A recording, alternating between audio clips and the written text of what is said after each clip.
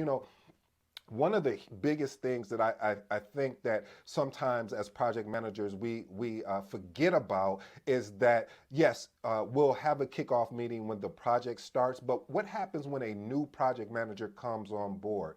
Why don't we never have a kickoff meeting for that? That's just something to make you think. But really, family, we need to have a kickoff meeting for that, meaning that we need to realign expectations, meaning who is the team? The team needs to understand who you are.